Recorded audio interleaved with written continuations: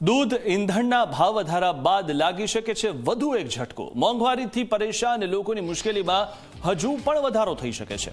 વીજળીના ભાવમાં જલ્દી જ વધારો થાય તેવી સંભાવના છે। સેન્ટ્રલ ઇલેક્ટ્રિસિટી ઓથોરિટીએ ચાર્જ વધારાની ભલામણ કરી છે। વીજળીના ફિક્સ મંથલી ચાર્જમાં વધારો કરવાનો ડ્રાફ્ટ તૈયાર થઈ ગયો છે। પ્રસ્તાવ મંજૂર થશે તો વીજ કંપનીના બિલમાં વધારો આવી જશે। વીજળી ઓછી વાપરો તો પણ ભારે ફિક્સ ચાર્જ ચૂકવવો પડશે।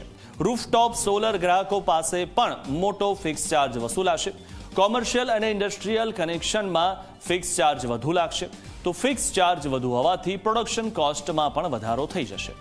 જીઈઆરસીની મંજૂરી બાદ આખરી ભાવ વધારા પર મહોર લાગવાની છે। તો વધુ એક ભાવ વધારા માટે હવે તૈયાર થઈ જજો। દૂધના ભાવ વધ્યા, સીએનજીના ભાવ વધ્યા, પેટ્રોલ ડીઝલના ભાવ વધ્યા, રૂપિયો તૂટી રહ્યો છે અને હવે સૌથી મહત્વની વાત કે ઇલેક્ટ્રિસિટીનું બિલ જે છે તે પણ વધુ આવશે। તમે ઓછી ઇલેક્ટ્રિસિટી વાપરશો તો પણ બિલ આવશે।